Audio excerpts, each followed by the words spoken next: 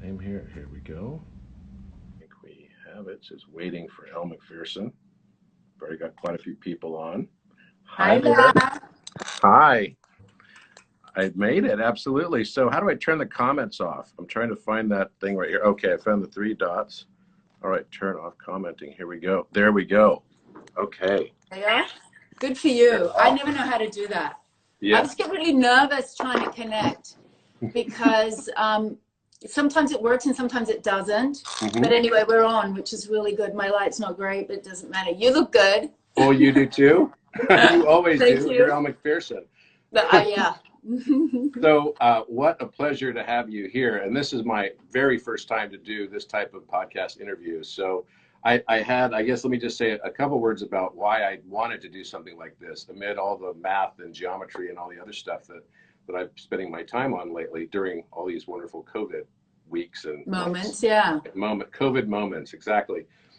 And, I think that what I was hoping to do is to share stories of other people's lives. One of the things that's been very important for me is to share my own story, I guess. And I think that's what my passion has been around this whole thing on Instagram, is to kind of just share my story of going from a completely different person and going through this whole kind of awakening change process. That, I was a cosmetics big pharma CEO of all things. It's Right. not something that I thought I would ever be doing any of the stuff that I'm doing right now. So I think that I'm hoping that by sharing these stories that people will be able to hopefully maybe be more comfortable or find checkpoints for themselves where they can say, Absolutely. okay, I'm going through this too, and this is actually meaningful to me. So, and I also hope that it helps to inspire people along their Absolutely. journeys and paths. But I'm so excited to have you here with me today. I've been a big fan of yours for, geez, I think since I was in high school. So, Well, I I'm mean, so happy to break your Instagram live interviewing virginity. yeah, okay. Well, that's a way to start right there. So, There you go. I don't even know how to start by kind of saying your background. I mean, you've done so many things. I mean, what an incredible background you've had from hosting, which I didn't even know until I, started learning some of these things in the last few days, that you even hosted Saturday Night Live. I mean, I remember you on Friends. I remember you also on multiple Sports Illustrated covers. I Right. remember you in so many different things. I remember you in the movie Sirens, and My first movie. your first film, and I just you played such a big role, I think, as an icon of femininity for so many years now, so many decades, and you're just so well known, and yet you still look the same as you did 30 years ago. It's kind I of wish. incredible. I It's wish, but it's I'm not it's the same beyond person. incredible. You're not the I'm same, not and the same none person. of us are, right? I mean, that Yeah.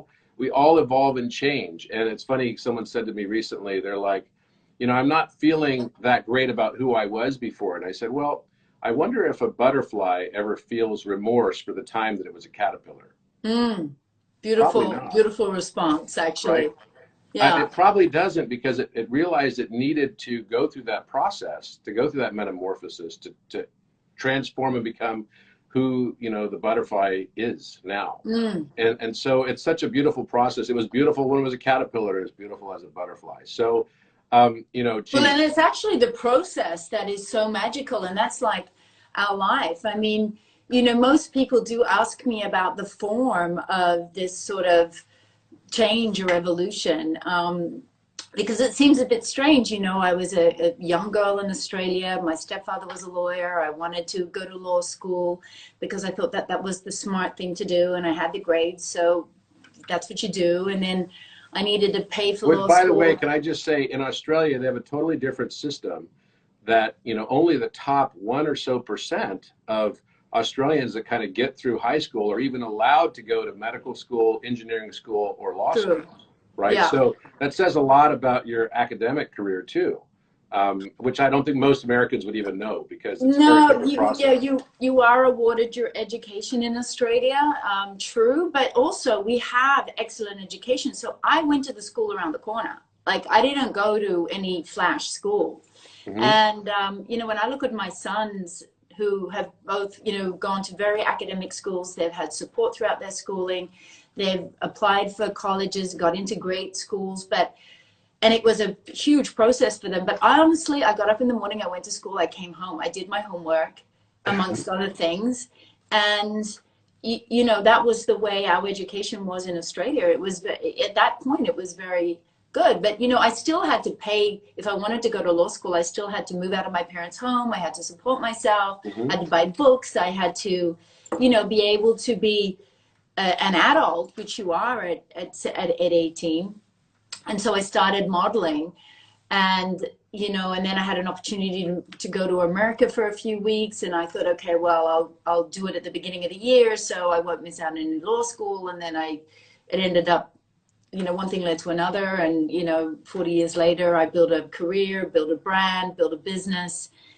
And most, you know, that's sort of like what a lot of people ask me about, is like how, you know, that journey. But what I love about your question and your kind of idea with the caterpillar is the how. And for me, the how is what is the most important thing, because my life is extraordinary, but the foundations of it is what we all have the capacity to build an extraordinary life. And the how are like the tools, you know, the tools that you have to build the life that you want, to create the life that you want. So, you know, for me, it was very simple. It was from an early age, I trusted my intuition. You know, I checked in with myself all the time. And I felt, if things felt right, I took a step forward. If they didn't, I stopped. I took a deep breath. I was courageous, which is very Australian, that sort of give it a go attitude. And that process in life is what is the exciting part, not actually the form it takes. And that's what I've come to understand as I've matured. So you mentioned this give it a go attitude. What does that mean in Australia? Because I'm lucky enough to have lived in Australia, which, by the way, is an amazing place. And it's where I first met you by a chance encounter. It was a bizarre moment. I was sitting in my car on the Sydney Harbour Bridge, waiting to pay the toll, which was a $2 coin, which are quite heavy. They're kind of thick, golden colored coins. Right. And I'm just sitting there listening to music, minding my own business, and then I hear a knock at my window, and this is 1997. So she's like probably the most famous woman in the world in 1997. And I look over, and that's when I think I started to realize maybe we live in a matrix, because this can't be real. We do. Right? Yeah, this can't be real. So I look over, and it's Elle MacPherson, and she's standing outside my car on the driver's side window. Of course, you drive on the other side of the road there. And I open the window, and she's wearing a bikini of all things, and her hair was all done up, and I could only figure you must have been coming back from some sort of photo shoot or something. And she says, "Can I borrow $2, please?" in this Australian accent. And I'm like, this can't be happening. Like, this has got to be some sort of, you know, fake thing. Can't be real. I remember you though. I remember thinking, I'm so grateful to this guy because you were so kind to me. You said, sure. And you flipped out the coin and you threw it in the bucket. It's like a bucket. You threw it in the bucket for me. I raced back into the car. Or did I get a lift? Didn't we do something afterwards? Well, you know what? Actually, what happened was I was giving a speech that night at the right next to the Sydney Harbour. The Regent Hotel or the Hyatt. It was the hotel that's right on the rocks there. I was there. It was the Hyatt Regency. The Hyatt Regency. And I was giving a speech that night to like 30 cardiologists from like Royal North Shore Hospital and it was also the Seventh-day Adventist group hospital that was there. And so I was kind of late for giving the speech because the traffic was pretty bad that day, and you were driving a Jaguar right behind me. It was a Jaguar convertible. I do remember it was blue. I remember it was blue. I kind of have this photographic kind of memory. And normally when I pulled up in my Holden Statesman, which is an Australian car, it's kind of like the Australian great car actually. Yeah, it's an Australian car. Very cool. And I pulled up into the Hyatt Regency. Normally the valet guys knew me because I'd be there all the time, and they'd get my car, but this time they didn't care, you know, they didn't give two shits who I was, right? So because they saw your car coming behind, and you had obviously been staying there. So literally they all left me to like fend for myself. And I remember you came out and you said, Poor "Oh, baby. you're kind enough to give me this $2." And you said, "Would you like to, you were with someone else, and would you like to join us for a second?" I said, fortunately, I have to give a speech. So I should have come and listened to your speech. well, I think it would have been awfully boring. Well, It you're was not about, boring now. So yeah, well, you yeah, go. I would have been talking about electrophysiology of the heart. But now I talk about the heart a lot, but it's not in the same way. It's not Yeah, anatomically. I hear you on that. So, but here we were in Australia, and you just mentioned this whole comment of giving it a go, because Yeah. that's one of the things I love about Australia. This whole concept of give it a go. And can you tell us what that means? I don't know if it's because we come from being convicts or if we're just a land of opportunities, but I do feel that we have this innate capacity to just be courageous and try things. I don't think we're afraid of mistakes. And in fact, in this world, I've understood there is no mistakes, truly. I mean, the only mistake is not learning from the experiences that we have and applying them to new circumstances or the same circumstances once we've learned it. So I just think Australians are pretty courageous. They'll get in there, they'll do it, they'll roll up their sleeves, and they give it a go. And if it works, it works. And if it doesn't, oh, well, you move on, you do something else. And but I've identified that has been such a profound God-given gift throughout my career, because, it spans 40 years and I've done so many different things. I've been really seriously blessed along the way. And yeah, I just think it's that willingness to try things, willingness to adapt and evolve, willingness to take a leap of faith, use your heart, be courageous, take a deep breath, and live from the heart. It's sort of like a lack of fear in a way. Yeah. And I see it in my friends. I see it in a lot of people in Australia. And I feel it within myself. So, going back to that time that you were 17 years old, did you ever imagine at that time that you were going to become this overnight, like the concept of a supermodel? No. Look, I think I had aspirations to be financially independent. And I wanted to go on an adventure. I wanted to explore. I wanted to evolve. I remember my mother and thank you, Mom, when I said I've got this opportunity to go to America. And at the time I was going out with a very nice boy who I really loved. And he worked in a bank. And my mom just sort of said, what are you going to do? You get married and get married to a banker and be a lawyer. Is that really what you want for yourself? And I was like, yeah. She's like, go, explore, spread your wings. And, I was only 17 and I had $500, I think, and a return ticket in my pocket. And so I think in the beginning, my aspirations were to be financially independent, to evolve and to grow, to explore, to go on an adventure. But as I've matured, I know that my aspirations have really changed. And what I really want, and particularly in the last sort of decade, is I felt a desire to learn tools to live life to its fullest, and then to be able to share those tools with other people.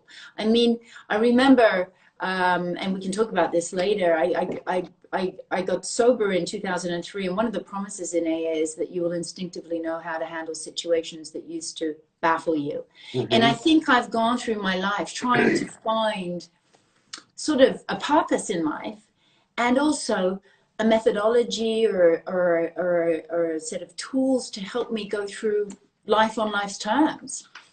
And so my aspirations are not so much the more material things today. They're more purposeful and profound. So how would you say then your aspirations of late? Because the way that we got reintroduced to each other was through Pete Evans' podcast that he did Right. with me about a month or so ago.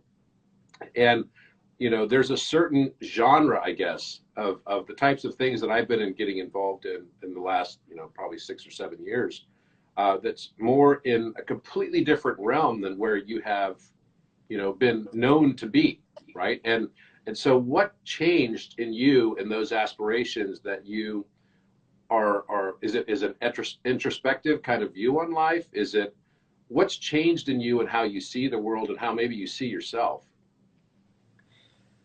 Well, I used to feel that that sort of life was predestined, you know, and that you just you know life happens to you. This is one of the things that really touched me about what when I listened to your podcast is, you know, this concept of life happens through you. I think you actually said life happens for you, but I consider it to be life happens through you. But Through and for.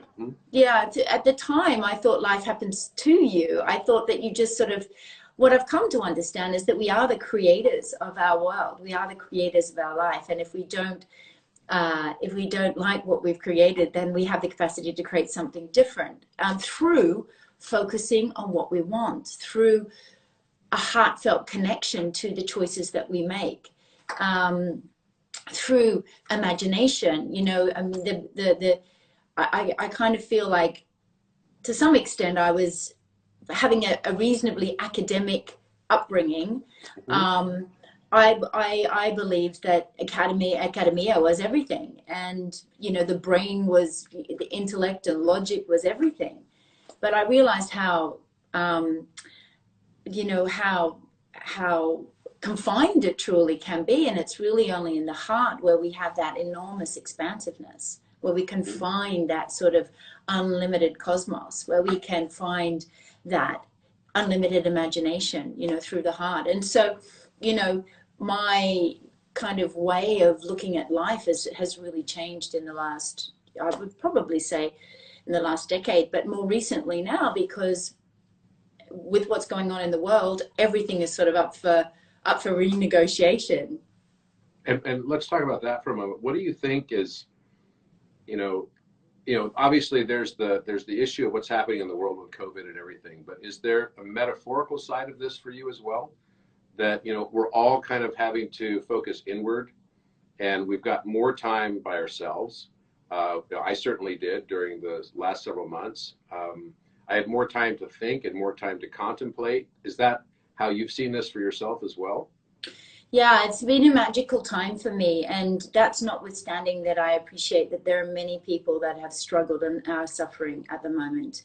I do feel that it is a sort of all stop for the world, that everything is sort of, you know, if Like you a get rid of reset. all the noise of what's going on politically, you know, just from a humanity point of view, it is a time to stop and to review what's working in your life and what's not working for you anymore, and what's working in humanity and what's not working. That's why there's so much discussion about everything from big pharma, big tech, the, you know, medical systems, education, governments, the media. Everything is being examined, and we're seeing the best and the worst of it. But from a personal perspective, simply not being on the, and this is just very practical and grounded, this is the first time that I haven't been on the road for most of my life. So Me I've too. been out, isn't it amazing? I've been able to sort Amazing. of get momentum around things that I've wanted to explore in my life. I've been able to get some momentum, daily momentum, through, you know, some disciplines and practice on a daily basis, that I actually see some progress in my life, and I'm able to, not progress, but a deepening. So yes, I do think we are being asked, because there's so much noise going on the outside, to refer to our inner sense, our inner authority. Because if you look at what the outer authority, there's so many lies and there's so much misinformation that you can't, I have a sensation that the true, you know, I have to check in within myself to find out what my truth is, because I don't think it's in the press, per se, for me. So it's a very interesting time, and I think it's a time of connection too.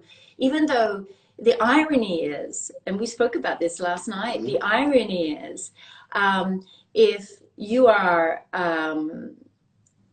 we're so we're being told that we have to be 6 feet apart and we can't congregate and we can't be together. And yet I feel a greater connection to like-minded people. Actually, I'm getting a bit teary in my eyes just even looking at you. I feel a greater connection to myself, to my children, to my work, to my purpose, to the people that I care about, to the bigger issues in life. And it has been actually a really beautiful awakening for me. It has been, I think, beautiful. And for me also, notwithstanding, of course, the amount of suffering that's going on around the world, on so many levels, not only related to COVID, but, you know, mental health issues, people feeling very lonely. Very. It's heartbreaking. It's very, very heartbreaking. And people dying alone, you know, and people alcoholism. And not being able to go to funerals for loved ones. I mean, it's so sad. And I think, you know, I worship believe, in church for people who that is their you know, foundation. I truly believe that, you know, it's not that people don't like each other that makes the world a very challenging place to live in. It's people, when they can sometimes find themselves in these depressive states, they and not only sometimes, but most people experience self-loathing at one point in time or another. They don't like themselves. And I think this has actually kind of magnified some of those things where people are having to deal and do shadow work, et cetera, to kind of integrate and learn who they are and sometimes relearn also who they are. Yes. And the world is seemingly so polarized right now. So yes. The question I have for you is, you know, you've kind of touched on, you know, certain things and aspects about society. We're kind of going through a reset, right? We have to review right now, take inventory. What are the things, in your opinion, that aren't really working for society, you know, or for humanity as a whole, that are kind of about the world today? We need a whole life just on that, because that is a really profound question. And again, first of all, I know this is the first time you've done this. You're doing an amazing job. I really love. They're so juicy questions, and I appreciate that. Thank you. Thank you. Yeah, there's a lot. I do think we're learning to live through the heart. We're learning to not to magnetize fear, because you know, fear and love are sort of at polar opposites. So I prefer to choose love than fear. Yeah. I do feel that we're looking at how we educate our children. You know, educating our children how to listen to their inner sense is extremely important. You know, their own authority, their intuition, their own connectedness to their higher self or to their higher spirit, or, you know, the origins of love and life. We kind of teach our kids, and I have 2 kids in you know, one in college who's just graduated from college and one who's applying for college. Wonderful, interesting, deep souls, young men. And I still see them performing for the education system, and, you know, wanting to get into the schools that they're getting into because, you know, well, actually they're making more conscious choices about what they're doing, but we teach our kids how to make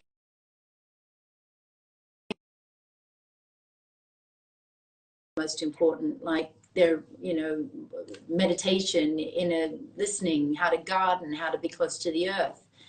I do think that medically you know, it's been interesting for me to watch that there's been very little talk about how to look after your immune system throughout this time. It's almost like we're not allowed to talk about it.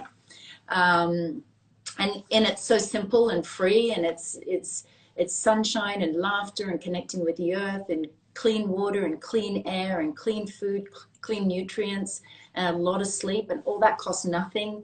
And, you know, so there's not a lot of discussion about that. And I feel that we could be talking more about supporting people so that they feel well and that they feel strong, because I've recognized in my own business that the greatest gift is that feeling of wellness, that the strength that comes from feeling well. It's not only does it exude a sort of beauty and, you know, your skin looks good, yes, but that sort of charismatic positivity just exudes from people who are not in pain, who are eating high vibrational foods, who are looking after themselves. It's a very different type of person. You know, we could go on and on. I don't, and I don't want to get political because I'm Australian and I can't even vote. So, I mean, you know, what am I going to say? But definitely, we're all looking at what I think we're looking individually and collectively about. We're asking ourselves what resonates with us, what's important to us, and it's and different people, it's different things. Totally agree, and I echo your sentiments on education too. It's one of the hot button areas for me. I just feel like our educational system tries to pigeonhole people into certain areas too early in their lives, and they don't even know necessarily. I mean, I chose business because I felt like it was the path that allowed me the most degree of broadness. Right. And I think that's what my boys would say too, because they have chosen business. They're in business school. So, you know, it allowed me, because I was interested in biology and I was interested in chemistry. And so I was also interested in physics and math, but I couldn't, and music. And I there was no one career that could do all those things. But, you know, and it's hard for me to see in the prospective how all these dots would connect. But in the retrospective, I can now see, because I feel like I'm finally living my life's, you know, true purpose. And it's a great place to be. Now I'm going to get emotional because it's a great place to be, and when you are in resonance with all the things that you're doing, and you get to do it your own authentic way, then in alignment, it's such a powerful thing, and I'm so grateful for that. And gratitude is a major part of my own sort of like self-practice, I think, and I think for you are an incredible manifester. So you have manifested so many things, like, and lived this incredibly extraordinary life across so many different dimensions, as a mother, as an actress, as a model, as an advocate, as a philanthropist, and you're all of these things. So can you tell the people here that are following this discussion right now, you know, how have you been so successful at manifesting? And if there's one piece of advice you could give to somebody on how to manifest, what it might be? Wonderful question. Well, first of all, I think we are all great manifestors. We all have the capacity to manifest. It's just we don't all believe that we can, or we don't know that we can, or we don't practice some of the tools that you can use to manifest. And I do think the true creativity comes from the heart. So that is truly finding what it is you love in life and doing it. In the big things and the small things, whether it's, you know, gardening or whether it's mathematics, you know, it's finding that heart connection that is so important.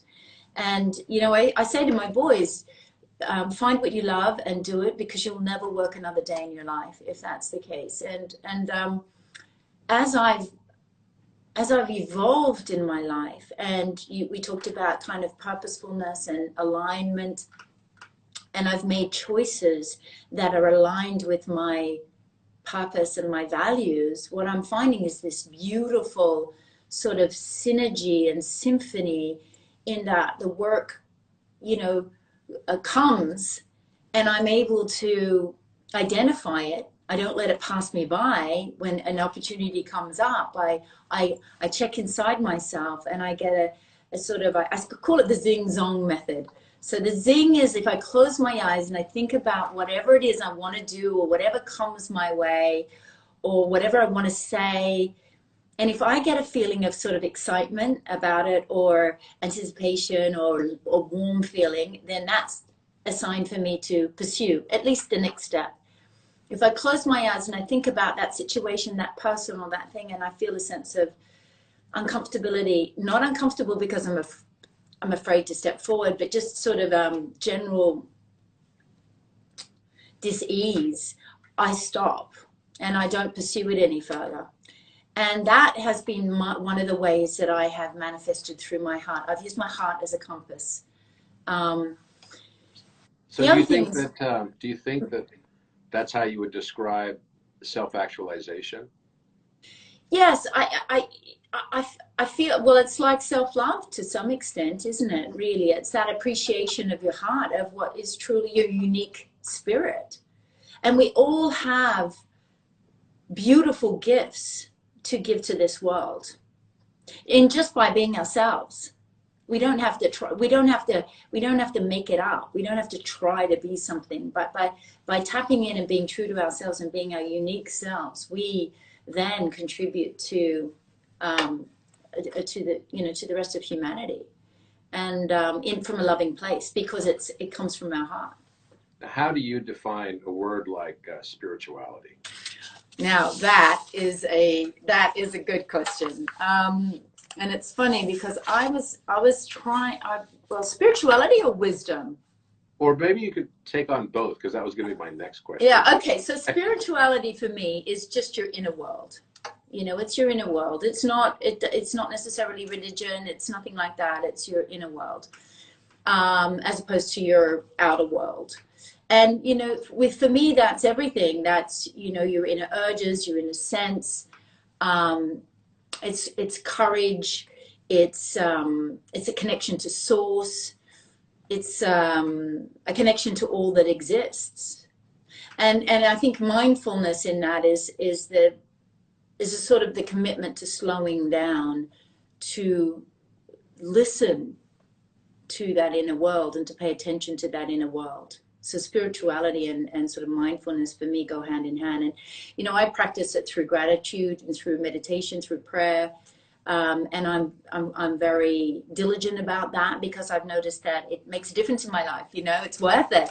It's, you know, it changes the quality of my life. So, you know, listening to that inner voice, that inner world, respecting that, all those, you know, courage, wisdom, inspiration, imagination, innocence. That's how I would describe spirituality. And so when did you start feeling like you were starting to become or gain more wisdom, I guess? At what point in life did you start to realize, okay, I'm, you know, it's a bummer to get older. You know, I'm in the same, we're similar age. It's definitely a bummer to get older on many levels. I'm older than you. But wisdom is something that comes along with it that is, and I found that wisdom for myself is not a logos only thing. It's not a brain thing. It's a pathos. It's a heart. It comes from a place in the heart. So how do you describe wisdom? And when did you start to feel that coming into your life? Well, I think wisdom's ever ongoing, because it is a product of experience.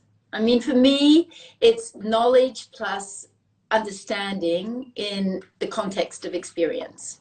And experience equals the application of learning in the practical.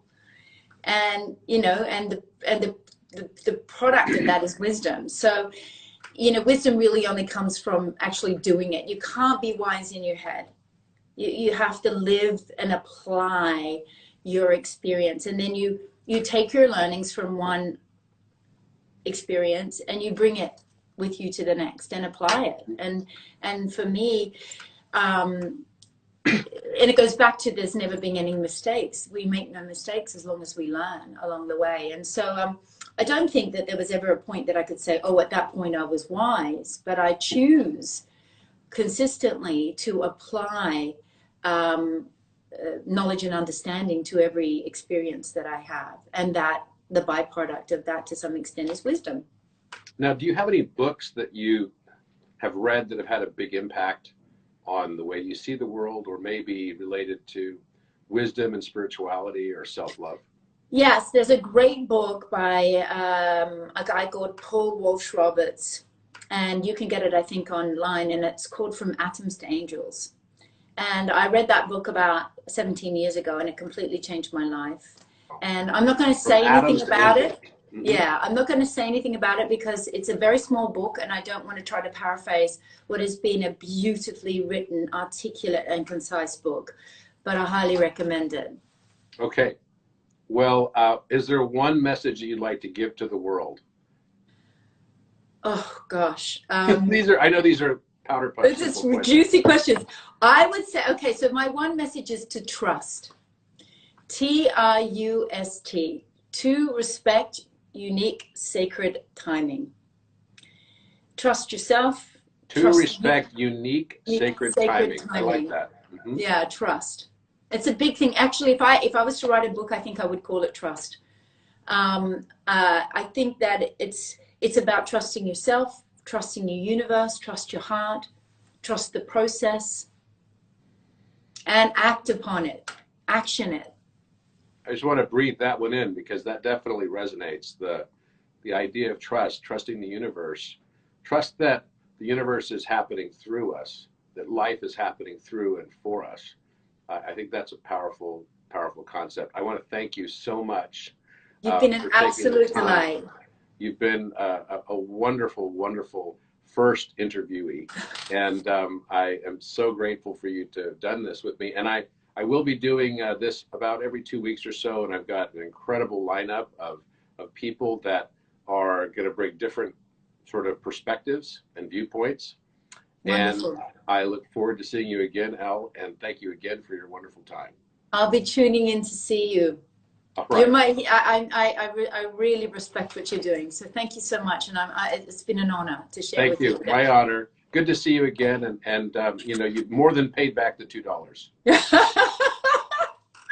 I feel like I owe you. Big kiss, babe. Okay, Bye. have a good day. Bye-bye. Bye-bye.